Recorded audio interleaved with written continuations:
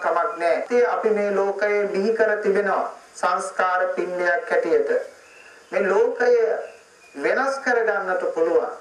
හොඳ කරගන්නට යහපත් කරගන්නට පුළුවන් මිනිසාට.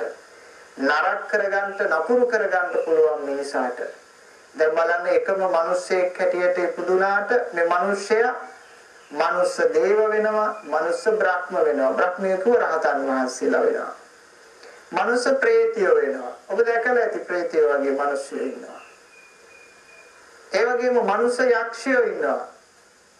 මනුස්ස රූපයෙන් ඉන්න යක්ෂ වැඩ කරන්නේ. ඔන්න බලන්න මිනිසත් භව පෙරලා ගන්න ආකාරය. මේ ධර්ම ශ්‍රවණය කරන පිරිස නම් මනුස්ස කියන ගුණයට හෝ මනුස්ස දේව බ්‍රහ්ම කියන ගුණයන්ට අයිති වෙන පිරිසක් බව මා හොඳින්ම විශ්වාස කරනවා. මොකද ධර්මයේ මිහිරියාව දැනෙන්නේ යහපත් හිතකට, සුන්දර හිතකට. අයහපත් හිතකට ධර්මයේ ප්‍රියවන්නේ නැහැ. ඒක හරියට ගින්දර වගේ. කූඩැල්ලාට මෙට්ටි වගේ. යාට ඉන්න බෑ එතන. ධර්මයේ රසවත් වෙන්නේ, ධර්මයේ අහන්න හිතෙන්නේ, ධර්මයේ සාකච්ඡා කරන්න හිතෙන්නේ හොඳ සත්පුරුෂ හදවතකට. එහෙමනම් තමන්ගේ ආස්වාදයේ උපරිමයට ලන්වා ගැනීමයි ධර්මයේ තුලින් සිදු කරනු ලබන්නේ. නිවන් සැපය එක දුකක් නෙමෙයි. නිවිච්ච හදවතකින් දැනෙන සුවය නිවන් සැපය. හිත නිවා ගන්නවා, ගිනි තියාගන්නේ නැහැ. ඒත් බලන්න අපි වයසේ යන්න කුමක්ද කරගන්නේ කියලා අපි හිතට ගිනි තියාගෙන තියනවා නේද? කුඩා කාලේ, තරුණ කාලේ තිබුණට වඩා දුක් වේදනා දැන් වැඩි වෙලාද අඩු වෙලාද? ඔබ විමසන්න.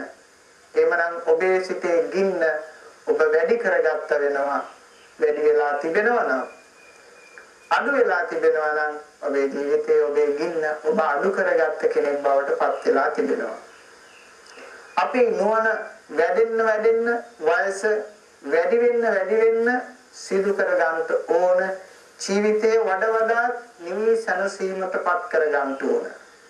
අන්නේ කාර්ය සිදු කර ගැනීම සඳහා තමයි අප මේ ලෝකේ මිනිස්යන් බවට පත් වෙලා සිටින්නේ. අප සෑම සිළු දෙනාම මේ සියවස ඇතුළත මේ යන්ත සූදානම්ව සිටින පිරිසක්. හැබැයි මෙහෙම කිව්වා කියලා ඔබේ වැඩ කටයුතු අතපසු කරන්න එපා. නව නිර්මාණ පසකට ලාන්න එපා. රැකියාවේ දියුණුව ඇති කරගන්න හැම මොහොතකම උත්සාහවත් වෙන්න. ಗುಣ නැම ධන. මේවා හොඳින් සමබරතාවය ඇති කරගන්න. භෞතික ක්‍රියාකාරකමකින් අධ්‍යාත්මය වෙනස් කරන්නට බෑ. එහෙමනම් අප මේ සියවසකට අඩු ආයු කාලයක් අරගෙන ඉන්න අප අනිවාර්යයෙන්ම සිදු කරගත යුතු සුවිශේෂ ලක්ෂණය තමයි මේ ධර්ම අවබෝධය. මක් නිසාද? අන් සියලු සත්වයෝ ආහාර පාන භුක්ති විඳිනවා, නින්දට යනවා, ධර්මල්ල හදනවා, ඔවුන්ට ආවෙනික විදියට නිවසක් සාදා ගන්නවා, කුරුල්ල කූඩුවක් හදා ගන්නවානේ. බලුකුකෙක් වුණත් උඩ නිදා ගැනීම සඳහා තැනක් සොයා ගන්නවා. එහෙමනම් අප මිනිසුන් හැටියටත් ඒ දේ පමණයි ජීවිතේ පුරා කරලා තියෙන්නේ. ආහාර පාන භුක්ති විඳා, නිවසක් තනා ගත්තා, ධර්මල්ල හැදුවා පමණයිද? එයින් ඔබට සෑහීමටපත් විය හැකිද? පුළුවන් කමක් නැති වෙන්න ඕනේ. එහෙමනම් ඒ සියල්ලද සම්පූර්ණ කර ගනිමින්, ඒ සියල්ල අතහැරමින් නෙමෙයි, ඒ සියල්ලද සම්පූර්ණ කර ගනිමින් ජීවිතය යන කුමක්දයි අවබෝධ කරගත යුතුයි, පුරබෝධ කරගත යුතුයි. ඒ තුලින් ජීවිතය සම්පූර්ණ කරගන්න පුළුවන්.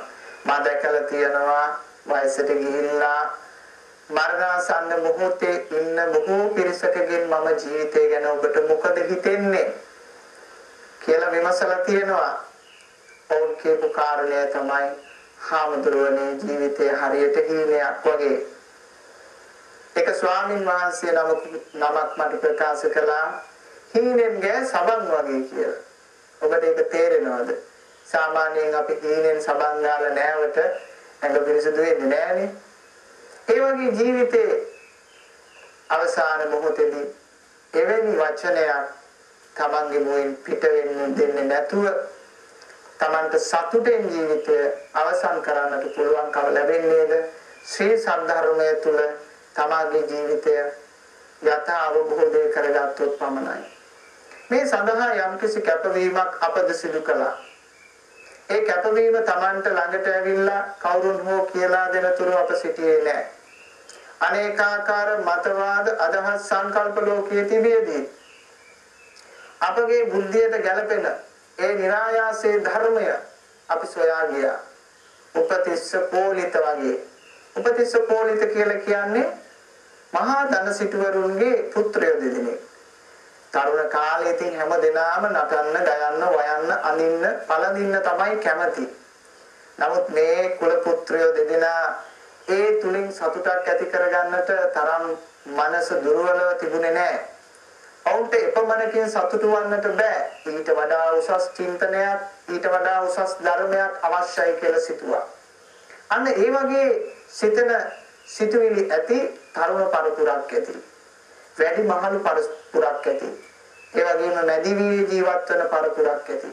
ඒ අයට පුළුවන් මේ ධර්මයේ සොයන්න. සොයලා සත්‍ය අවබෝධ කරගන්න. නුවණින් මෙනෙහි කරන විට සත්‍ය ඔබේ නුවණට, ඔබේ හදවතට ලං වෙනවා. මෙන්න මේ වගේ ඔබ ලස්සන මල් උද්‍යානයක් මතක් කරගන්න බලන්න. බලන්න ඒ තියෙන ලස්සන ප්‍රසන්න බව ඔබට දැනෙවි. ඔබ බොහොම ශ්‍රද්ධාව ගෞරවයෙන් යුක්තව ජයශ්‍රී මහා බෝධීන් වහන්සේ, රුවන්වැලි මහා සෑරදුන් වහන්සේ මතක් කරගන්න. ඒ මතක් කරන මොහොතේදීම තමන්ගේ ඔළුවට සිරසට දැනෙන්නේ හොඳ දෙයක්, යහපත් දෙයක්. ඔකේ අනිත් පැත්තත් මට කියන්න පුළුවන්. නරක පැත්ත නමුත් මතක් කරන්නේ නැහැ. මක් නිසාද? සුළු මොහොතකට හෝ මම ඔබගේ සිත තුළ කම්පනයක් ඇති කිරීමට කැමති වන්නේ නැතිවන නිසා. ඒ නිසා හොඳ දේම සිහිපත් කරන්ට, හොඳ දේම දකින්න, හොඳ විදියට හිතන්න. අන්න එවිට ඔබගේ ජීවිතය අතිශයින් ප්‍රසන්න බවට පත් වෙනවා. බුදු පියාණන් වහන්සේ දෙතිස් කතා කියලා කතා නොකළ යුතු කතා 32ක් පෙන්වුම් කරලා දුන්නා. ඒ කතා ඇතුළත අන්තර්ගතයේ කුමක්දයි ඔබ හොඳින් පරීක්ෂා කරලා බලන්න. ඒ පරීක්ෂා කළාම ඔබට තේරෙයි ඔබේ හිත කම්පණය කරන, ඔබේ හිත වේදනාවට පත් කරන දේවල්ම තමයි ඒ කතා 32 ඇතුලේ කතා නොකළ යුතු කතා 32ක් වෙන් කරලා දීලා තියෙන්නේ. ඒ වගේම බුදු පියාණන් වහන්සේ කතා කළ යුතු කරුණු පෙන්වලා දීලා තියෙනවා. අතිශයින්ම මනස ප්‍රසන්න කරවන, අතිශයින්ම මනස නගා හිටවන කරුණු තමයි ඒ කරුණු අතර කියවෙන්නේ.